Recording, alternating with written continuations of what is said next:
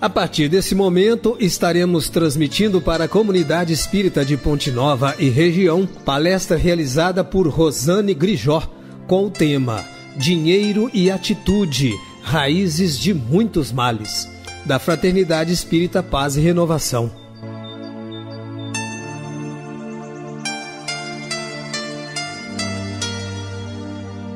Prezados ouvintes, o nosso tema para a reflexão de hoje se trata de dinheiro e atitude, raízes de muitos males.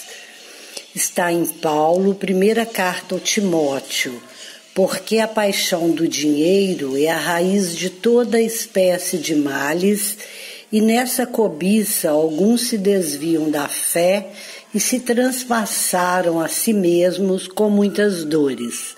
Esse tema também está no capítulo 17 do Evangelho segundo o Espiritismo. Não se pode servir a Deus e a Mamon. Mamon é o Deus da riqueza, do dinheiro. Não encarceres o dinheiro para que o dinheiro não te encarcere. Bênção da vida que o Senhor permite circule na organização da comunidade, qual sangue no corpo. Converte-se em perigoso tirano de quem o escraviza.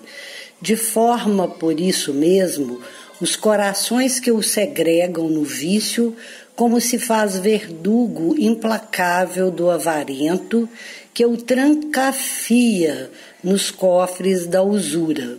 Então aqui Paulo vem nos chamar a atenção para esse amor ao dinheiro, O dinheiro é muito útil em todas as transações de compra e venda no planeta. No princípio da humanidade não existia esse dinheiro, Existia as transações comerciais através das trocas. Bom tempo depois que surgiu o dinheiro em moeda, depois o dinheiro em papel, hoje nós temos os cartões, os bancos virtuais, os PIX, e provavelmente daqui a um tempo esse dinheiro em papel será descartado. Mas há uma tendência normal em todo ser humano de querer ser rico. O Espiritismo diz que tanto a riqueza quanto a pobreza são provas difíceis que exigem o equilíbrio. E aí, qual é a nossa relação com o dinheiro? Você acha que ser pobre é uma virtude? Ou o seu grande objetivo é ficar rico, ter dinheiro? Como já somos pessoas equilibradas, Assim como tudo na vida, a nossa relação com o dinheiro também requer equilíbrio. E todos nós gostamos de dinheiro. A nossa cultura cristã, mal interpretada, nos passou a ideia de que dinheiro é pecado. Mas o dinheiro é muito útil, para impulsionar o progresso, Mas hoje já somos mais esclarecidos o suficiente para saber que o dinheiro é a principal ferramenta do progresso. Sem o dinheiro não há trabalho, nem pesquisas, nem avanço tecnológico, nem o conforto e a comodidade em que podemos viver hoje em dia. Muitas pessoas se lembram aí, algum tempo atrás, que nós não tínhamos água encanada em casa, tirávamos água de poço, lavávamos roupa nas bicas, não tínhamos energia elétrica, não tínhamos estradas, o transporte era feito através de animais, de charretes, não tínhamos o fogão a gás, Fazíamos as nossas refeições nos fogões a lenha. Não que isso tenha acabado, Muitas partes do nosso país ainda esse progresso ainda não chegou. Se a gente olhar aí o pessoal do Nordeste, que era considerado o nosso deserto brasileiro, né? A água foi chegar no Nordeste agora, nesse princípio de século. Mas é verdade, né, que todos nós gostamos de dinheiro, todos nós merecemos ter dinheiro e todos nós devemos ter dinheiro. Apesar de que ainda grande parte da população sofre pela insuficiência de dinheiro. E há os que pensam que essa é a vontade de Deus ou que a pobreza é karma, é castigo, é provação. Pode ser que a falta de dinheiro seja resultado da ativação da lei de causa e efeito. Se você abusou do dinheiro numa reencarnação, pode ser que você sofra a carência de dinheiro para se reajustar com a ideia de dinheiro, para você reaprender a usá-lo de maneira harmônica e construtiva. Mas nada obriga ninguém a permanecer na pobreza. Não existe esse determinismo. Você pode reencarnar com algumas limitações, entre elas a falta de dinheiro. Mas isso não impede você de modificar essa situação. O importante é que você aprenda a lição. Se há a reharmonização com o dinheiro, se ele passa a ser visto como meio e não como fim, não há por que permanecer na pobreza. Voltando ao exemplo do Nordeste, muitas pessoas, uma época atrás, saíram do seu estado, né, em busca de melhores condições de vida.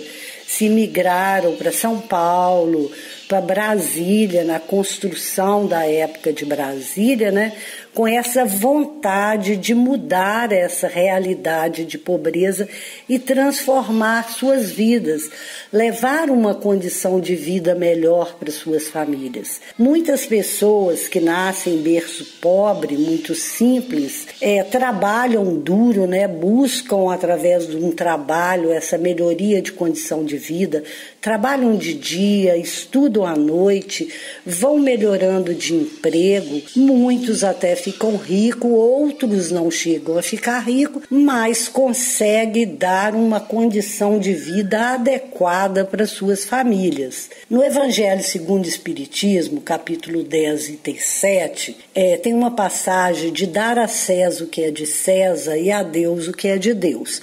Aqui a gente vai fazer uma referência desse mundo de César com o mundo atual que a gente vive, que é o nosso mundo material. E o mundo de Deus, né, que é a nossa busca dessa evolução espiritual. O mundo de César, ou o mundo material, para a gente viver nessa sociedade enquanto encarnados, a gente tem que seguir as leis dos homens, né? Tem que respeitar as leis dos homens, porque senão somos punidos por ela. No reino de Deus, a gente busca essa evolução espiritual, essa construção desse reino de Deus dentro de nós mesmos. E seguimos as leis de Deus que estão gravadas na nossa consciência. Mas nessa busca desse reino de Deus, dentro das leis de Deus, nós não somos punidos por Deus. Quem nos pune somos nós mesmos, através das nossas consciências. Esse princípio é uma consequência daquele que diz para agir com os outros como gostaríamos que os outros agissem conosco. Condena qualquer prejuízo material e moral causado ao outro. Qualquer violação dos interesses alheios prescreve o respeito aos direitos de cada um, como cada um deseja que se respeite os seus. Entende-se ao cumprimento dos deveres contraídos com a família, a sociedade, a autoridade, tanto quanto para com os indivíduos. Então, devemos usar tudo o que existe neste mundo material, que é a nossa escola, para construir essa nossa evolução espiritual. E aí existem duas maneiras de se tornar rico em cima, né, desse princípio. Amando as pessoas acima do dinheiro e muito trabalho, ou amando o dinheiro acima das pessoas e muito oportunismo egoísta. Infelizmente, essa segunda maneira tem sido cada vez mais procurada neste século, movida pela ganância de se ter mais e ser mais poderoso do que todos.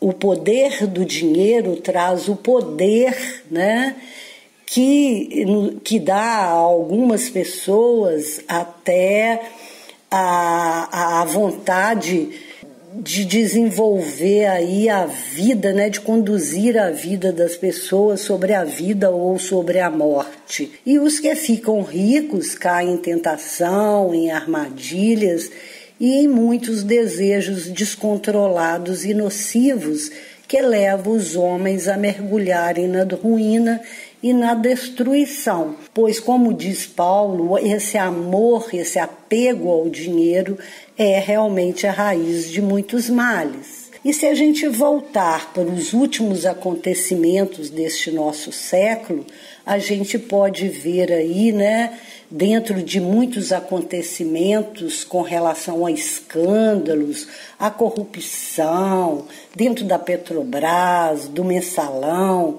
de políticos, de donos de empresas que já muito ricos, né, caíram nessa tentação, né, de querer ter mais dinheiro e mais poder, caindo para muitos deles uma armadilha fatal, né?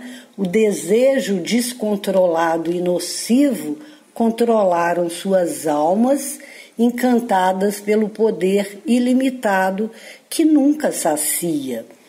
Pelo amor ao dinheiro e desprezo às pessoas se pratica a corrupção que trabalha, né, aí como uma areia movediça. Para alguns deles é hora de arrependimento, né, é hora de reconhecimento do seu erro.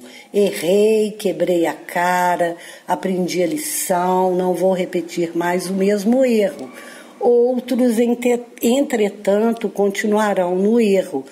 Mas aí a gente tem nessa bênção de Deus que é a reencarnação, muitos ainda vão conseguir resgatar esses débitos ainda nessa reencarnação, outros vão necessitar de outras reencarnações para fazer esse reajuste que muitas vezes vem de maneira mais difícil. E ninguém pode servir a dois senhores, né? Pois ou odiará um e amará o outro, ou se apegará a um e desprezará o outro. Não podeis servir ao mesmo tempo a Deus e a Mamon.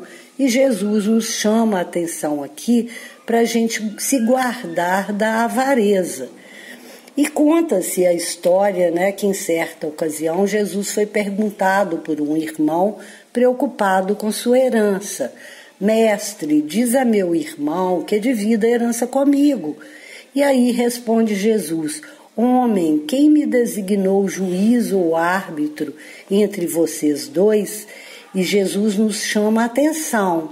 Cuidado, fiquem de sobreaviso contra todo tipo de ganância. A vida de um homem não consiste na quantidade dos seus bens. Que a gente procure ser mais do que ter, né? E aí, nos dias de hoje, inclusive, a gente vê famílias inteiras, né, que entram em guerra, em contendas e até em crimes, né, por causa dessa disputa de herança. Ou seja, o amor ao dinheiro prevalece sobre o amor genuíno que Jesus veio nos ensinar, né? Que é amar-vos uns aos outros. E aí Jesus conta, né, uma outra parábola, que a terra de certo homem produziu muito. Ele pensou consigo mesmo: o que vou fazer? Não tenho onde armazenar minha colheita. Pensou e falou: já sei o que vou fazer. Vou derrubar os meus celeiros e construir outros maiores. e ali guardarei toda a minha safra e todos os meus bens. E direi a mim mesmo: você agora tem grande quantidade de bens armazenados para muitos anos. Descanse, coma, beba e alegre-se.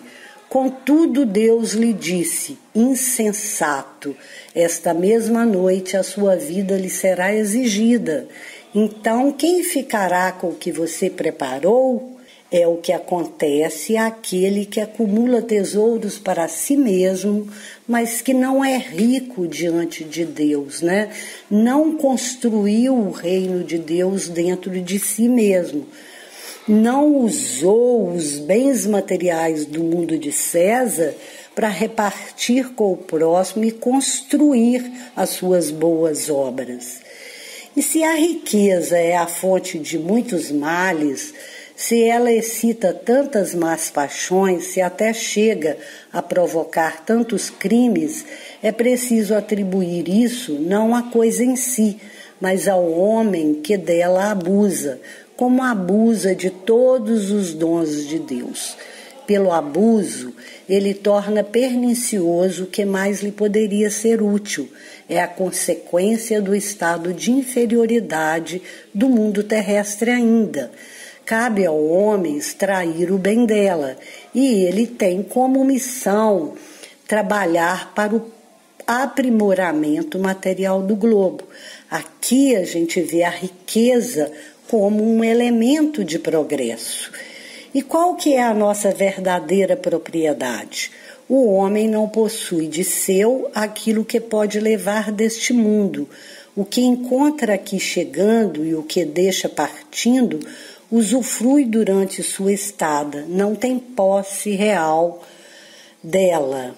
E para evoluir, é preciso a gente compreender que a vida física, seja de 80, 90 ou 100 anos, é muito curta e vai chegar ao fim, ao contrário do espírito, né, que é imortal. E o que nós possuímos? Quais são os nossos bens? Nada que é de uso do corpo, tudo que é de uso da alma, a inteligência, os conhecimentos, as qualidades morais, a soma de nossas virtudes. São valores éticos e morais que devem permear as nossas vidas. E qual é, pois, o melhor emprego da fortuna? Jesus já nos disse: amai-vos uns aos outros. Quem é animado pelo amor ao próximo já tem toda a sua linha de conduta traçada. Aplica tuas riquezas no fundo, que nunca lhe faltará e te devolverá grandes rendimentos. São as nossas boas obras, né? Repartir o que temos, auxiliar aqueles que estão conosco durante essa caminhada. E a riqueza de inteligência deve servir-te como a do ouro. Espalha em torno de si os tesouros da instrução e sobre teus irmãos os tesouros do teu amor. E qual a forma correta de conquistarmos o dinheiro e as riquezas materiais? Para a conquista das riquezas materiais, os espíritos superiores indicaram a Allan Kardec a seguinte providência: o que, por meio do trabalho honesto, o homem junta, constitui legítima propriedade sua, que ele tem o direito de defender, porque a propriedade que resulta do trabalho é um direito natural e tão sagrado quanto o de trabalhar e de viver. Está na questão 882 do Livro dos Espíritos. Assim, devemos trabalhar honestamente para obter o dinheiro que permite a acumulação dos tesouros materiais.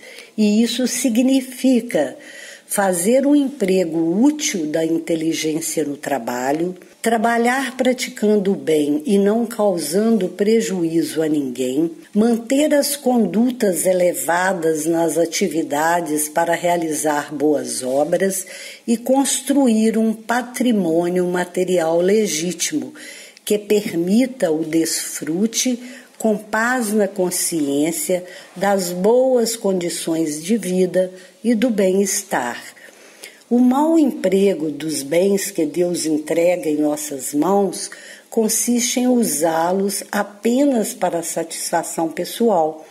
Então, a missão das grandes fortunas, sejam elas privadas ou públicas, consiste em prevenir a miséria, tornando possível a execução de todo tipo de trabalho, pois o trabalho desenvolve a inteligência e realça a dignidade do homem, sempre satisfeito em poder dizer que ganhou o pão que come, enquanto a esmola humilha e degrada.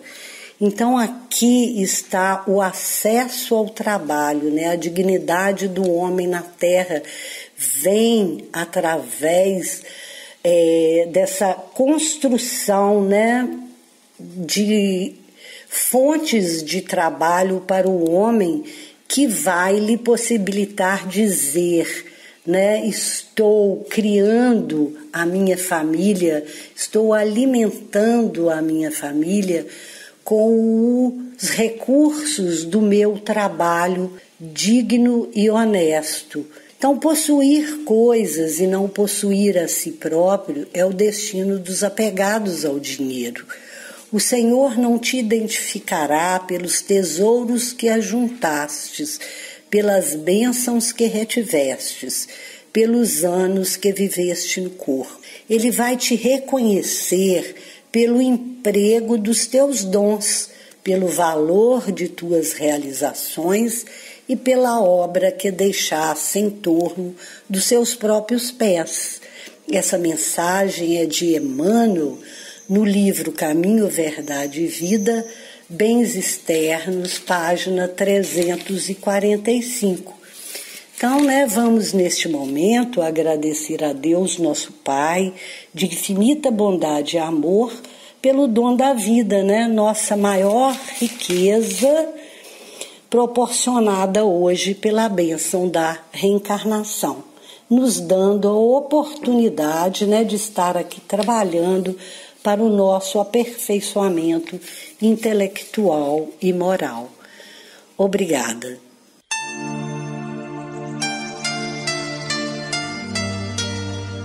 Termina aqui a palestra do Grupo da Fraternidade Espírita Paz e Renovação. Boa noite.